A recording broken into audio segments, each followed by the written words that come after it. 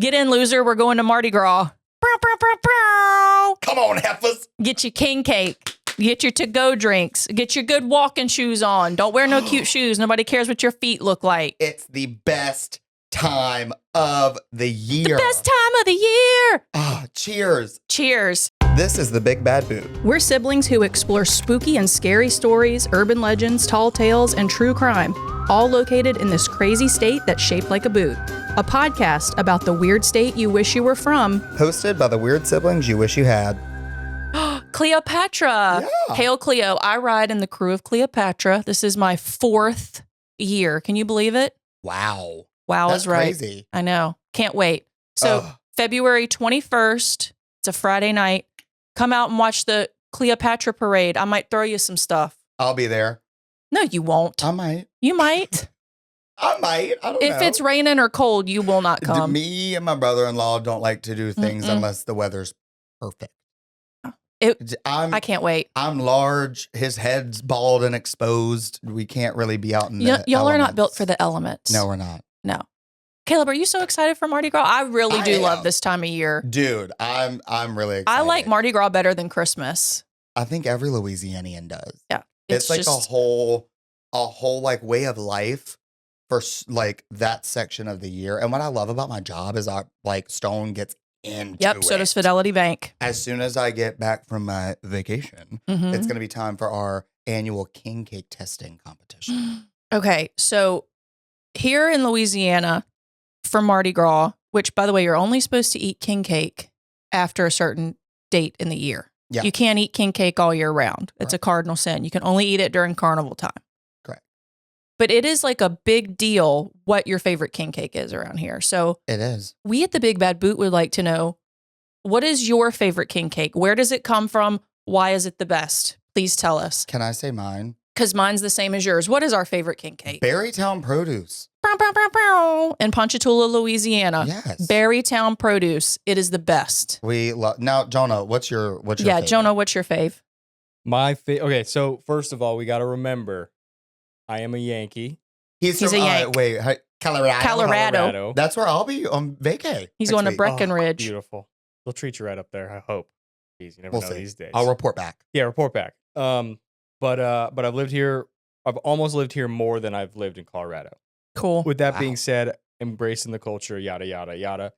I'm a big Dong Fong guy. Okay. I've tried a Okay. lot. I've tried them all. I just I love it. I mean, You know, that It's being amazing. said, Dong Fong. I'm not prejudiced against any type of king cake. Like, I'm going to pretty much eat whatever you any put in front of me. fried it's sweet dough? and it's good. Yeah, Right. it's kind of hard to. Oh, you can't mess that up. That's Right. awesome. I know there's a quote from this supermodel that came across my TikTok where she said, "Nothing tastes as good as skinny feels." And I'm like, she's obviously never had king cake That's before. a lot. I want to hold her hand. Let me hold your hand while I say this. That's not okay.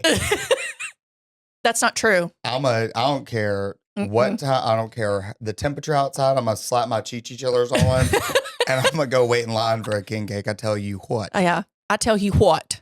No, I freaking love Mardi Gras. And we have just from now until the end of the month, I have so much going on. This weekend is the Cleopatra Ball. I'm so mad I'm missing that. I know. Caleb usually goes with the crew to the Cleo Ball and do. he's going to Breckenridge instead, but it's okay. It's going to be so fun.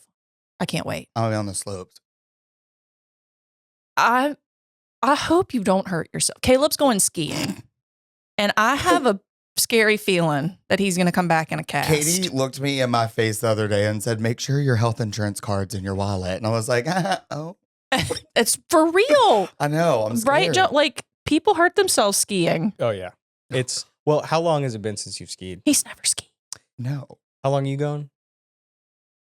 5 days. Are you doing at least a day of like Full ski. training or like? No. Oh, you going with friends? Yeah. We all were like, 2 of our friends have lived in Colorado and they were like, if y'all don't want to pay and do like 9 hours of training, and we have so much stuff to do for the whole trip that we're like, nope. So it was like, y'all better watch some YouTube tutorials and hit your knees and pray. God bless you, Caleb. Oh no. Oh, well, let's ask Jonah this. Caleb has a theory that snowboarding is easier than skiing. Is that true? So I don't think it is. My dad was a skier. He trained all the boys to ski. I was one of 2 that transitioned to snowboarding, I found snowboarding a lot easier. And I used to I had a you know, period of time where I rode a skateboard. So You might be does that comfortable translate? skiing or snowboarding, but it's more of a matter of do you feel comfortable facing down or do you feel more comfortable sideways down? Sideways. You know what I mean? Well, you might want to do snowboarding, buddy. See? I I was right. I don't want this to happen to you, but I just got a feeling. Ooh. That's hooked on a feeling. That's hooked on a feeling. No, I've got a feeling. Oh, Ooh. got it. Is this a podcast? Hi, welcome to the Big Bad Boot.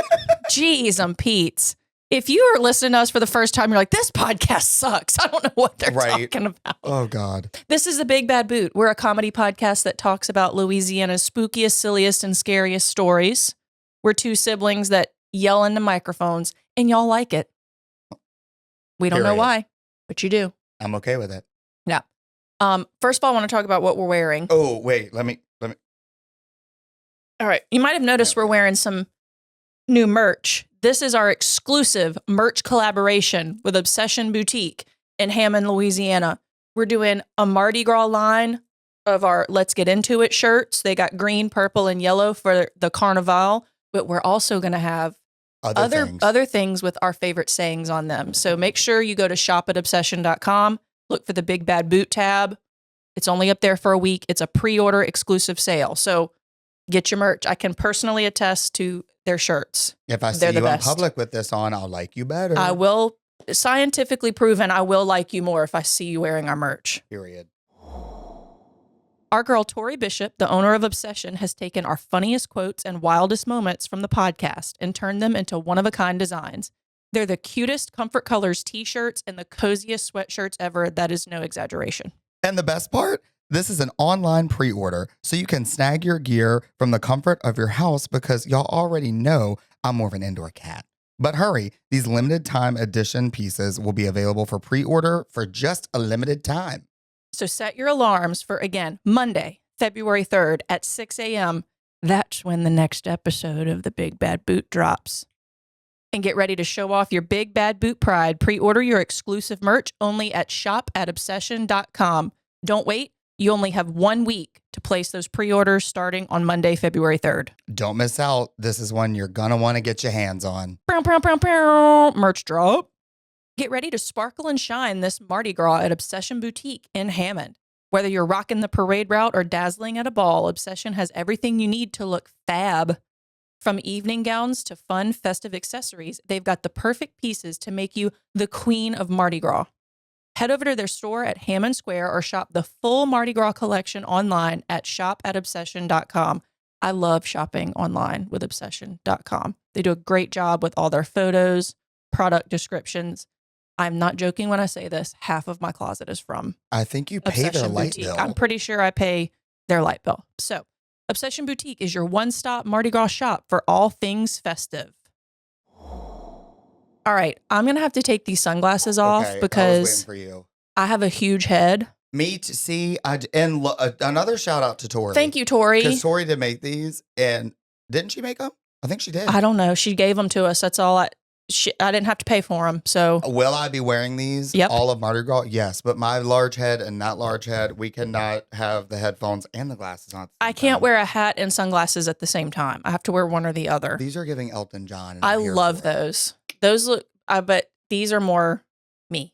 Yes, and these Yeah. are tortoise, and Tori didn't even know that's my favorite print of eyewear. I was like, wow, Tor. I can't find my driving moccasins anywhere. We have some emails to read. We do. All right. I'll go Me or you first. Oh, sure. Okay. I don't. You do matter. Just kidding. Okay, this is from Tracy Jones, and it's titled A Little Piece of Home. Oh. Okay. Okay, hit me with it, TJ. Hey, y'all. Oh, my word. I just discovered y'all's podcast, and I cannot get enough. Oh, my stars. Oh, my stars. Binging every episode, and there's so many times I'm like, yes, these are my people. And she put like a bunch of emojis. Oh. I'm from Louisiana. I lived in Metairie as a bebe, grew up in Mandeville, Covington area, and now live in Oklahoma. Oh. I'm also Oh. a Southeastern alum. Oh, lion Lion up. Thanks, Tracy. Line up. Y'all's podcast brings me so much joy and some of home every time I listen. I just had to pull over on the side of the road to email y'all. Safety first. Good job. Proud of you. Because I was listening to the episode on the Honey Island swamp monster. Y'all were talking about chimps possibly escaping. This reminded me of the time when my kids went to North Lake Christian on the North Shore. We've heard of it. I know where she's going with this. The Tulane Primate Center where they tested monkeys was right there by it. And one day in 2003, I believe, 24 of the experimental monkeys somehow got out and they had to close the school. I would have paid money to have been in that office that day. Not me. Nope. So wild. Anyway, love y'all. Keep it up. And I'm going to buy some merch because now this podcast has to last forever. Oh, Tracy. Love and hugs, Tracy Jones. Oh, and P.S. Fun fact, I taught at Covington Elementary and found out when I was there that Lee Harvey Oswald went there for a brief time as a child. I knew he had ties to Louisiana, but I didn't know that. Lee Harvey Oswald.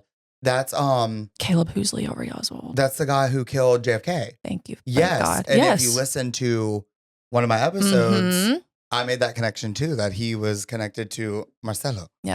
Thank you, Tracy. We love you. Tracy, We love you so much. love you, girl. Hit me with yours, Caleb. Okay. I feel like I always end up reading my friends' emails. I give them to you on purpose. Okay. Which I like it. Yes. Hey, Katie and Caleb. This is Anna Catherine Jones, AK. That's what we call her. I'm currently on my way to Shreveport from Baton Rouge and listening to the Swamp Monster episode. Nice. LOL. Thank y'all for making my drive so much better. Y'all's podcast is truly my favorite podcast I've ever listened to. You guys are hilarious and always give such an interesting take on what y'all talk about. Thanks. Love you, AK. She's also a redheaded bombshell. Is she? She have is. have I ever met her? You have not. She was I in would Claire remember- Chapin's wedding. Okay. If she's a friend of Claire Chapin, then I like her. I Thank like you. Claire Chapin. Period. She's okay. I'm just kidding, Claire Chapin. I have 2 suggestions for y'all that might be a little different from your usual topics. Hit me but with just it. wanted to share. One, the Baton Rouge / St. Francisville serial killer, Derek Todd Lee. That's killed a on the woman- list. Yes. In the early 2000s. She said killed women. I was about to correct her, but She got it right. I read it wrong. Yeah. I feel like that's a little more recent than y'all usually cover, but he was a huge deal to my parents' generation. Yep. Yes, he is on the list. Number 2, if y'all ever decide to do a special episode venturing out of Louisiana, one of the most interesting true crime cases I've heard of is the haunted house called McCamey Manor. I've heard of that. I haven't before, but I'll look into it. I would absolutely love to hear y'all's take on it and the insane guy who owns it / all the horrific and illegal stuff that goes on in there. Love you guys so much, AK. AK, Thank I love you for the so email. much, and I miss you horribly. It blows my mind every time somebody tells us this or emails us this, that we are their favorite podcast they've ever listened to. That means a lot. That 'cause really there's does mean a lot. of good There's podcasts. a lot of good podcasts. Like thanks. But we're having so much fun. We've had a couple people suggest stories outside of Louisiana, Mm-hmm. which is like, It's cool. It's not our brand. it's not our shtick. But AK, we can do a wine night one night. And if learn you all want to about just it. come listen to us talk, you can just come over to the house. Yeah, Yeah, come that's on fine. down. All right. You ready to get into it? Yeah, who's going first? I'm going first Okay, because I have a Mardi Gras themed epi. nice. Now I'm going to preface this by saying it is a little sad. Okay.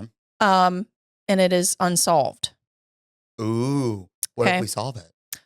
Us or one of our listeners. I That hope would be so. cool. That would be honestly the most gratifying thing about this Oh, podcast man. is if we did that. This is a little sad, and it does involve possible kidnapping of a child, So and it- maybe not the best child episode. and it does involve a house fire. So if any of those things bother you, maybe this isn't the episode for you. Okay, All right. Ready? ready. It's March 5th, 1984, which is Lundi Gras. For Mhm. those who are unfamiliar, Lundi Gras is the day before Fat Tuesday, aka Mardi Gras Day. My birthday's on Lundi Gras this year. Is it? It is. Well, we're going to have to go to a parade for your birthday. Okay. The Brown family, who were the parents Good names again. Here we go. Okay. Johnny May. Ooh, And it's spelled Johnnnie. That's the mom. nice. And Aubrey, the dad. Nice. Johnny May and Aubrey Brown lived in a home on Memorial Drive in Algiers. Algiers is a neighborhood in New Orleans. They had 10 children. 10 children. Wow. The entire family was asleep in the early morning hours of Lundi Gras, excited for the parade festivities that awaited them. But tragedy struck around 3 a.m. when a fire started to engulf their home. People from all over the neighborhood came to help the family that night, but unfortunately, not everyone survived the fire. Aw. Kevin, their 2-year-old, and Aubrey Jr., their 4-year-old, perished in the fire. Initially, it was thought that their 3-year-old Ramona also died in the fire as well, but firefighters never found her remains in the rubble. And her sister swears Ramona made it out of the house alive, but she has not been seen since. When was this? In 1984. Whoa. So nearly 41 years ago, 3-year-old Ramona Brown disappeared after a house fire tragically took the lives of her 2 siblings and destroyed their family home. Now, for the first time, the National Center for Missing and Exploited Children and the New Orleans Police Department have shared a new image of Ramona, like age progression, digital age 'cause she'd be, progression. like 44 at this She time? would be almost 44, Okay. hoping it will uncover what really happened to her. This is a Mardi Gras mystery, the case of missing Ramona Brown. Whoa. I'd never Okay. heard of this. Me either. I have a weird tie to this story. Do you remember someone from my Tulane days by the name of Perry Nickerson? Yes. One of my Yes. favorite I was gonna players say of I all love time. Perry. Yeah. He was a defensive back. He Mhm. was so good, still playing. And he had amazing long dreadlocks. I loved Perry Yeah. Nickerson. Great kid, great player. Mhm. I had the privilege of, remember when he got drafted, going to his family home and filming the moment he Yeah. got drafted. I remember that. So I have met people in this story. And I Oh, did. it's his family? It is Ramona is his aunt. The missing person is his aunt. Wow. Okay. Like, I read that and I'm like, wait a minute. Did you call him or something? I sent him a text, but I texted him yesterday and his team was playing in the NFC Championship. So he hadn't texted me back yet. Sorry, Perry. Forgot you were busy. Oh my gosh. But I hope he sees this. I love you, Perry. You were always one of my favorite players. But I met some of these people and I had no idea that this happened to them. That's wild. So I feel like a special connection to this story Mhm. because I know Perry personally and I've met some of these people. Okay, let's do it. Here are my sources. An article in People magazine by Nicole Acosta, an article on missingkids.org written by Karen Dabrowski, and an entire investigative series by WWL investigative reporter Katie Moore, who we love you, Katie Moore. I'm very good friends with her sister, Erin Moore Cowser. Oh, love me some Aaron. And funny story about Katie Moore, a lot of people think we are the same person because I'm Katie, maiden name Morse, Mm-hmm. and she's also tall and redheaded. So like when I had longer hair, Yeah. I would be asked if I was her, and I was like, "What? We don't look anything alike." I'll never understand that with redheads. But Erin told me that Katie won 2 awards for this series. Nice. And Okay, I cool. leaned on her reporting very heavily for this. So thank you for your work, Katie Moore. You're very good at what you do. All right, let's start with the fire. So Ramona grew up with her 9 siblings and her parents in the home on Memorial Drive. Her siblings say that life in such a big family would be chaotic at times, Okay. but it was full of love and full of fun. And they showed pictures of their family in this documentary, and they Mhm. really did look like, A happy fam. and I've been with this family as well, and like they love each other. They're Aw. all very close. They're all, you could see that they all spend time together all the time. Like it's not, Oh, they're yeah. not just putting it on. Oh. Love. One of the sisters said, we used to put mustard and mayonnaise on each other's faces while we slept. We would have shoe fights and all kinds of silly stuff. It was a lot of fun and there was a lot of love. Our parents did an amazing job raising us all together. Oh. Sweet. See, it's comments like that I'm like, I guess I can't only have one kid. You know, it's just in the economy. I feel like one kid's all I can afford. Jonah, how does it feel to have 2 kiddos now? Oh yeah, congratulations Oh, to Jonah and yes, Bree. sorry. Congrats to Jonah and Bree. Their little baby was born. We it's good. You know, a little bit different. Yeah. But you've done it one time. So it's a little less foreign. It's a little less scary. Okay. The kicker is having the toddler Uh-huh. with the newborn, in the sense of the toddler's still a toddler Yeah. and they're doing stuff, and it's a little crazy, but it's overall good. Good. It's pretty good. And he's just a ham, I tell you. He's so cute. Golly. We He love is it. cute. He was born the night of our live episode at Gnarly Barley. Oh, yeah, that's true. It's pretty cool. Wow. Mayhem. That's part of his lore, part of his origin story. That's right. That's insane. Yeah. So, all right. So God. times of year like the Mardi Gras season were a huge part of the Brown family's life.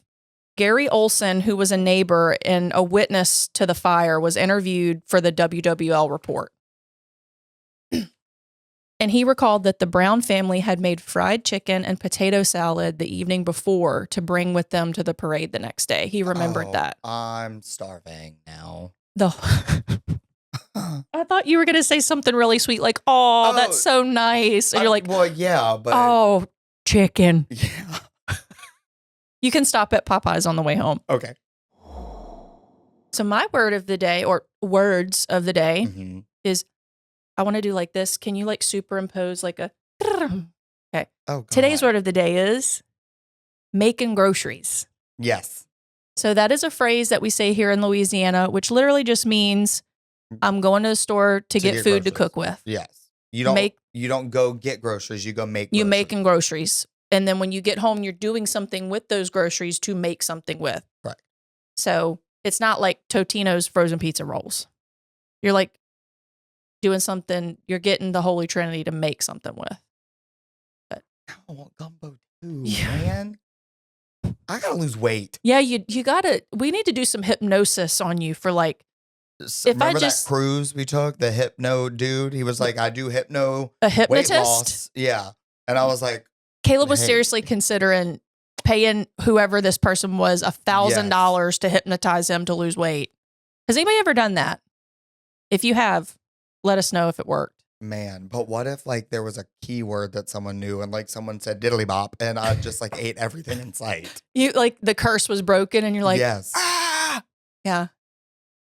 No, Okay. you're doing great, sweetie. Don't be Thanks. so hard on yourself. Thank you. You have Mardi Gras tattoos on your forehead. I do. I hope these come off because we were putting these on for the show and they were like, I said, Jonah, these say they last 2 to 6 days And and they're waterproof. I've got meetings tomorrow. We have work tomorrow. People are gonna walk into the office. I'm like, welcome to Stolen Insurance. What can I do you for? Les le bon temps roulé. God. Oh Well- man, Robert Stone, if you're listening, sorry, I'm gonna look like this tomorrow. Yeah. And the whole family, all 12 people, they were asleep when this fire broke out. Mm-hmm. So Katie Moore reported 2 of the girls told police that they first saw flames shooting out of the bedroom, which is where Ramona was last seen sleeping alone. The surviving siblings recalled the incident being very chaotic, which of course it was, because they were woken up from a dead sleep to their house on fire. I couldn't imagine. And that it was hard to see who was where amidst all of the Oh, those smoke and the parents. flames. Yeah, there's parts in Oh, here that are God. really sad, just a Oh. heads up. Good God. Okay. And it was hard to see who was where. And one of the sisters said they all got bottlenecked by the door trying to get out because they had to unlatch the chain. And like she panicked because she thought she couldn't get the chain unlatched and she finally did. Okay. The neighbor Gary Olson recalls that Johnny Mae, the mom, banged on his door begging him to come help, saying that her children were trapped inside the house, but the flames were so large and burned so fast that one of the houses next door also caught on fire before they could extinguish it. Oh my gosh. Okay. So let's get into the initial investigation. So it burned quick, fast. People barely had time to get out. Yeah, a lot of those old houses, Yes. you would be like very shocked to know what they use as insulation. Correct. stuff. And like I'm sure the furniture, at no fault to the family, was not fire resistant. oh, You know what I yeah, mean? right, Like it was the 80s. right. When I'm sure that house was not built in the 80s No, either. Like no. and it was Algiers. Mhm. Yeah. So once the flames were put out, investigators came there immediately to examine the rubble. And there they immediately find the bodies of Aubrey Jr. and Kevin, a 4-year-old and a 2-year-old, Mhm. who Simona, one of the surviving sisters, said at that point, Simona. Love So that Simona name. and Ramona. Love that name. One of the surviving sisters, Simona, said that they were 100% just bones. And this is really sad. Aubrey Jr. was found hugging Kevin. Oh my God. He was the older one protecting the younger one. That breaks my heart. That's horrible. I told y'all this one's going to be sad, but hopefully by us telling this story, we can help figure out. Maybe. God can only hope. Initially, 3 separate sets of remains were sent to the coroner's office. So they were believed to be Kevin, Aubrey Jr., and Ramona. Okay. But it turns out that that third set of remains were not human. It was an animal. It was a cat. Okay. So that presented 2 questions. One, if Ramona did die in the fire, what happened to her remains? Or if she was still alive, where was she? Yeah. And where is she now? Correct. So Henry Mendoza was assigned to the case as the NOPD arson investigator. That's got to be a cool job. Oh, yeah. It's probably really intense and sad at times, but I'm sure that's a really smart person. Oh, yeah, for sure. And when he gets the call from the coroner's office that the third set of bones that they thought were human were animal, he immediately goes into action and says, everybody get back to that fire. We're going to start excavating. Okay. And if this poor baby was in this fire, we're going to find her. Yeah. Okay. And they wanted to do it methodically, like search grids. Yeah. I really like the report that Katie Moore did, which, by the way, you can watch this whole series on YouTube. If you go to WWL's YouTube page. Oh, I'll be doing that tonight. You can watch it. She did a lot of things about this to help the listener like really visualize what was going on. Okay. Because a lot of times if you're listening, it's hard to put things into perspective, especially if it happened 40 years ago. Yeah. Because Algiers today is not like what it looked like back then. Oh, yeah, I'm sure. But she helped illustrate the neighborhood as it would have been in the 80s. So they recreated a map and took away all of the homes off the map that were not there in 1984. Cool. And okay. those who lived in the neighborhood back then said that a lot of these lots back then were overgrown and not developed. So that presents a lot of places Ramona maybe could have crawled away to hide. Like maybe she just got out and was scared and crawled into the brush and just hid there because she panicked. Okay. Yeah. So they also start searching all of the surrounding areas around the house. Okay. And they don't find her. Man, that's so sad. I know. And at this time, Police Chief Henry Morris tasked Mendoza, that's the arson investigator, to find out if it was possible for Ramona's remains to have been turned to ash. Right. That was my initial thought. And at first I was like, well, yeah, like if she was in the house, maybe her bones, maybe she was just in the hottest place in the house. Okay. But he consulted an owner of a crematory. And this expert stated that human remains would have to be in direct contact of flames for at least 2.5 to 3 hours. It takes a really long time to cremate somebody. Yeah. Okay. And this fire burned fast. Yeah. And I'm sure it was put out very quickly. fast. Yeah. Because I think Katie Moore said the closest fire station was like less than a mile away. Okay. And he said that the temperatures have to be at least 1,800 degrees. Yahtzee. To break down the bones. And fire experts, a lot of firefighters that she interviewed, state that they don't think she was in the house because they think after all of the fires that they've worked over their careers that they find bones. Okay. So like was she kidnapped? Or maybe kind of. That's what some people think. We're getting there. Okay. So where was everybody in the house during the fire? Because maybe, like I said, she was at the origination point. Like maybe she, unfortunately, was at the hottest point. Yeah. Okay. So that's another cool thing Katie Moore did was she literally did like a 360 view of what the house looked like the house plan and where everybody was sleeping. Okay. So Johnny Mae and Aubrey were in the master bedroom and they broke out of a window in their bedroom to escape. Okay. Down the hallway past that bedroom was the boys' room. So but what I could tell, they had like the mom and dad's room, the boys' room, and the girls' room because there was 10 kids. So the boys slept in here, the girls slept in here. But on this night, because it was Mardi Gras, all of the kids were so excited to wake up the next day that most of them were sleeping on a pallet in the living room. Oh. Which I'm like, we did that. Oh, yeah. Like when we would stay at our grandma's house, we would sleep, we In would the living choose room. to sleep All on a pallet together. on the floor instead of in a bed. Right. So that, to me, that's like, yeah, that's what people do. But let's see, where was I at? Okay, so down the hallway past the bedroom was the boys' room. Joseph, one of the siblings, was sleeping in that room by himself. Okay. He breaks out of a window of the boys' room. He gets out. Kevin and Aubrey Jr., remember, those are the two that perished. Yeah. They were the littler ones. They were sleeping together on the couch that night. Okay. And investigators found their remains along the wall of the living room where the couch would have been. So that was accurate. Like wherever they were at, their bones were there. Okay. On the other side of that room, the rest of the kids were sleeping on a pallet. And Okay. Pam, one of the older siblings, said that she got everybody up and they went out a side kitchen door. But they couldn't get to the kids on the couch. Gotcha. So where was Ramona? The older kids say they remember Ramona falling asleep in the girls' bedroom by herself, but they couldn't confirm that because, again, they just went to sleep. And in the Right. chaos of the fire, they're like, we don't know where everybody is. Right. So investigators never found out what caused the fire, but they also never ruled out arson. Like, never ruled out maybe this was caused on purpose. Mm-hmm.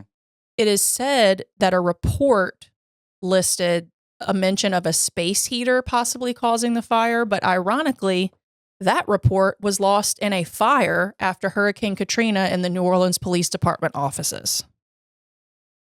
Okay. Like a lot of records were lost to that fire. Yeah. Okay. But one of the sisters, Simona, who this story really focuses on, is her story. Simona says to this day that Ramona was with them in the front yard when the house was burning. Like she was in that cluster of kids that got out together out of the side door. Simona. Simona says, Not Ramona. Simona says Ramona was with them. Gotcha. Ramona's the one that's missing. Correct. And she said that amidst the chaos, so many people came from the neighborhood to help. And this is where the theory of a kidnapping emerges. Gotcha. Simona, who is still with us, she was 6 at the time. She recalls the events right after the fire. According to her, Okay. the surviving kids all took a walk down the street to get fresh air and calm down because they're all panicking. Yeah. They don't know where everybody's at. They're trying to go get help. They're trying to get away from the fire. She remembers a gold or bronze Cadillac pulling up and asking the group of kids if they needed help, which she said that didn't raise any red flags for them because at the time everybody's running to their house to help them. Yeah. So she's That's like, normal. yes, help us. Like our house is burnt down. Yeah. Help us. So she recalls that an older black man and an older white woman were in the car and said, well, hey, would it be helpful if we watched the youngest kid while y'all older kids go help your mom and dad? The youngest was Ramona Right. because the other two were sadly perished. Yes. So the older kids were like, yeah, sure. If you don't mind sitting here with her while we go help our mom and dad and figure out what we need to be doing. Yes.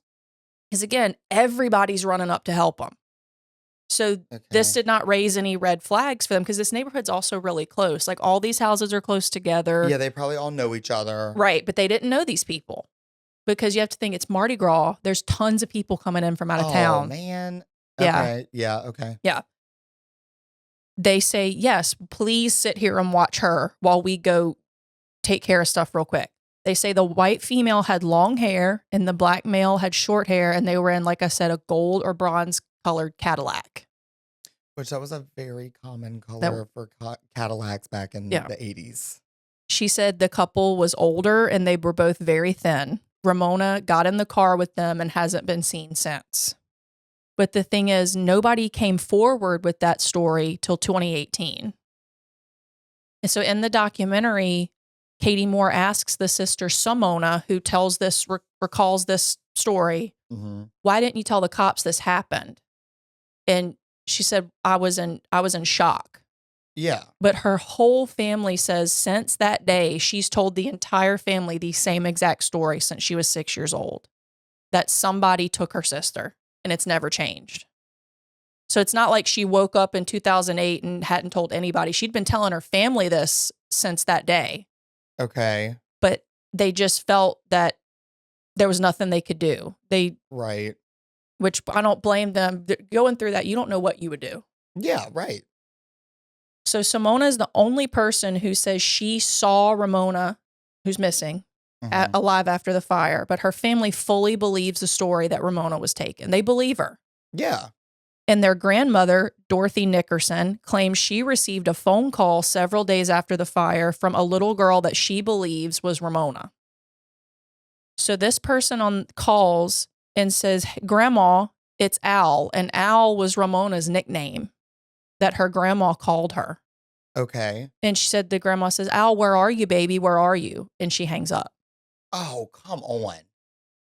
But there is a possibility that that was a prank call because Dorothy Nickerson's phone number was published in the Times-Picayune on March 9th, 1984 as part of the story about the fire. I think like for donations and stuff, like the grandma's phone number. I don't understand that. But, okay, so how old was Ramona? Ramona was 3.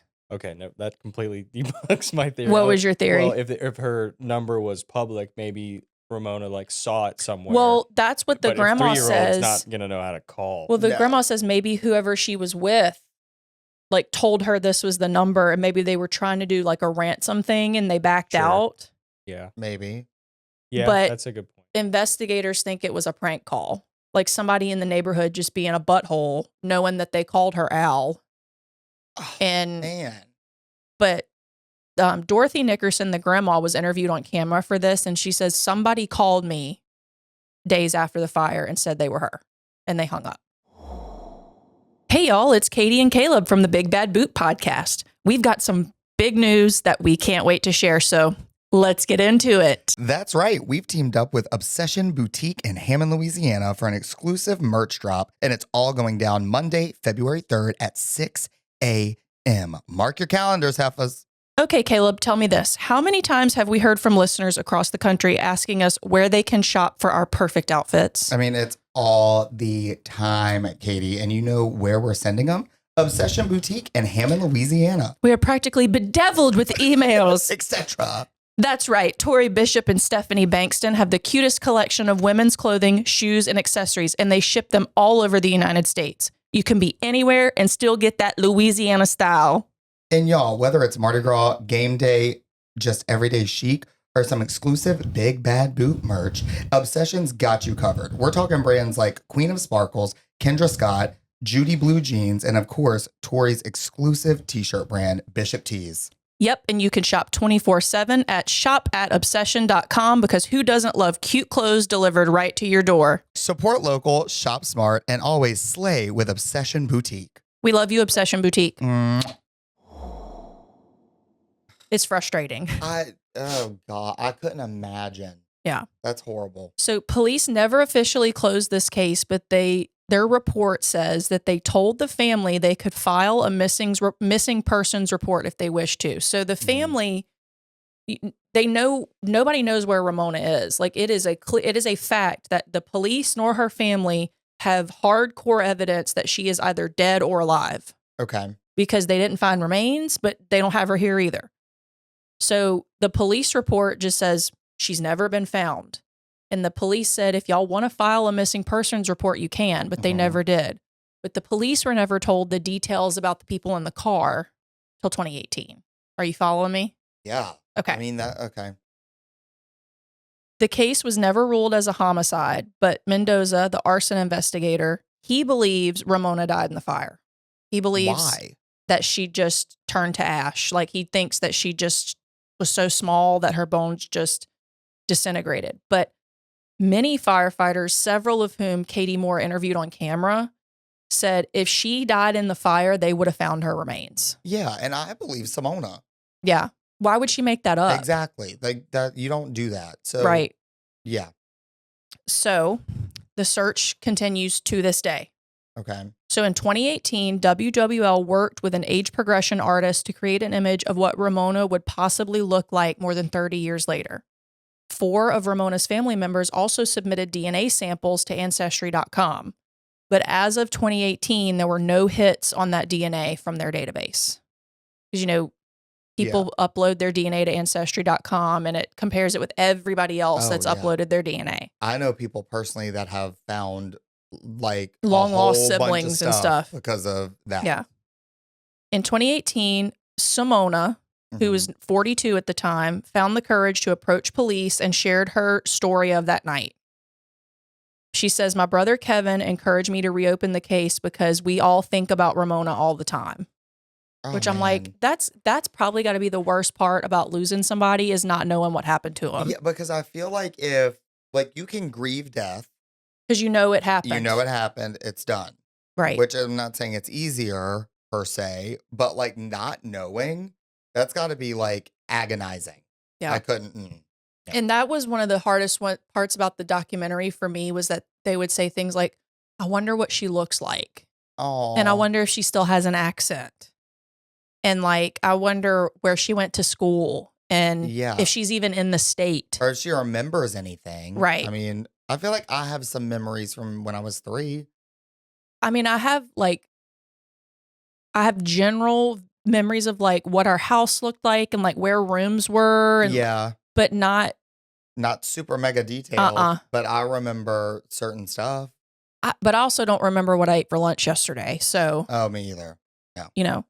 So Simona met with Detective Lamar Lewis with New Orleans Police in 2018. And Lewis says, "I received the cold case then, and Simona is positive that she was holding Ramona's hand that night in the front yard. She remembers everything, the car that pulled up, the description of the couple that offered to help them, etc." Lewis says he believes that Ramona did not die in the fire, and there is a big possibility that the 3-year-old was kidnapped. Man. Sadly, the mother, Johnny Mae, passed away in July 2019. Oh.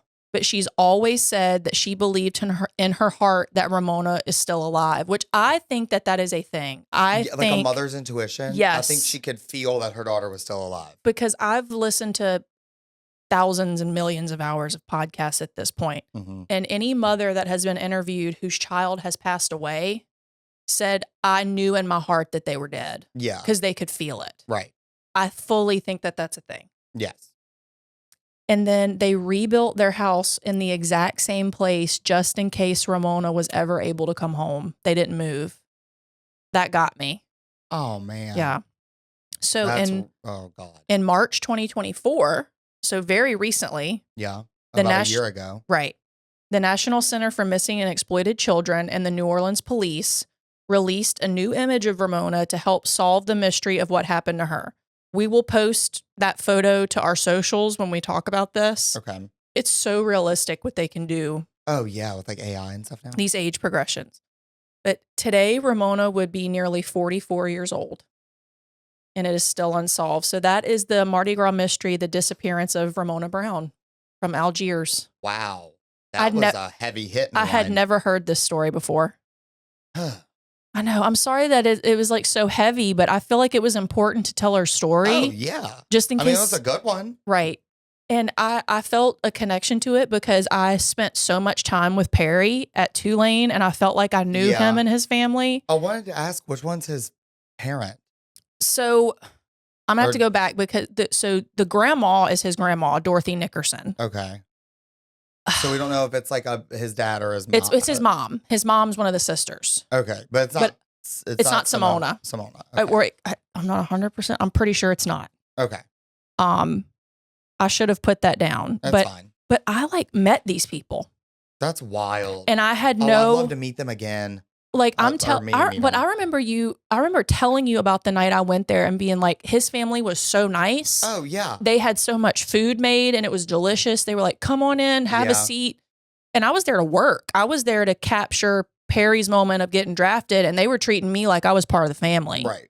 And like even some of the footage like that they showed on the news of him getting drafted, because when you search this, Perry comes up. Right. Because there was news articles like nephew of missing woman gets drafted, blah, blah, blah. There was my footage.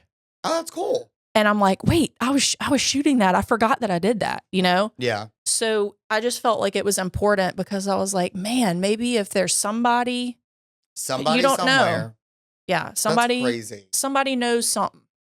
That is wild. Yeah. That was a good one. It was a good story. Sorry, it was kind of heavy. It's okay. Yeah. But Mine coming up's also heavy. So oh, sweet. it's okay. We can't be happy all the time, This is true. Okay. but we can be happy knowing A, it's Mardi Gras season. Yeah. B, I go on vacation. you go on vacation this week. C, we have new merch coming out. D, Jonah just had a new baby. Woo. And Bree, mostly Bree. Mostly Bree. Bree did all the work. Yeah. E, my birthday's coming up. Oh, yeah. On Lundi Gras. On Lundi Gras. Caleb's birthday's on Mardi Gras Monday. So, big season for the Big Bad Boot. We got a lot going on. Yes, we do. There's a lot coming down the pipe. Yes. Is it pipe or pike? I heard it was pike, but I always said pipe. Well, I think it's pipe. Okay. What's the pike? What is Well, pike? I feel like You know what I pike is mean? like a slope. Pike's a slope. Wait, Google it. Right? When you think coming down the pipe, it's Coming like down the pipe like it's or coming down the, sludge coming pike. down a pipe. You know? what is it, the Caleb? correct phase is coming down the pike. Oh, I don't like Meaning it. I don't like it. I don't like Something it. is approaching or happening in the future. Coming down the pipe is widely used, but is incorrect. So you're all wrong. But who's deeming it incorrect? Yeah. You know? What Yeah, what this is nerd an AI overview. Yeah, that's wrong. what nerd is saying that's wrong? Oh, coming down the pike, originally referring to a turnpike, essentially a road. She'll So be coming down around the mountain when she comes. but Okay. like a turnpike. Okay. Okay, that makes a little more sense. It's still dumb. I'm still saying pipe. Little thought here. Mm-hmm. What if somehow, some way, Ramona might listen to this? I would. I poop my literally pants. would. I'd be like, this is where we end the whole show. This is what we if- don't record another What if episode this is a way? because that's the pinnacle. Yeah. Wouldn't that be wild? How do we top? You can't top that. You can't, but it'd be cool. That would be awesome. That would be cool. And I'm not even saying this in a joking manner because I know I say this all the time. Ramona, if you're listening, girl, we got you. We would love to treat you to dinner. And I know some other people who would love to treat you to well, dinner too. apparently her family cooks really well. They do. So maybe we go to their house. No, we're going to Perry's grandma's house. I'm telling you. Okay. It was a fun night. But yeah, that was I enjoyed that one even though it was sad. That was good. Thank you. Thank you so much. Welcome. Well, thank y'all for listening. Housekeeping items.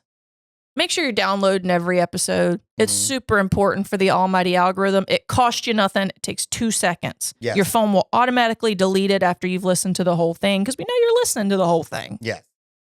Download every episode. It really helps us out with the almighty algorithm. Not just our podcast, any podcast that you listen to. It's a very nice thing to do. Rate it as well. Rate it. 5-star, rate it. 5 stars. If it's 5 stars, it's all because of me. If it's 1 star, it's Caleb's fault.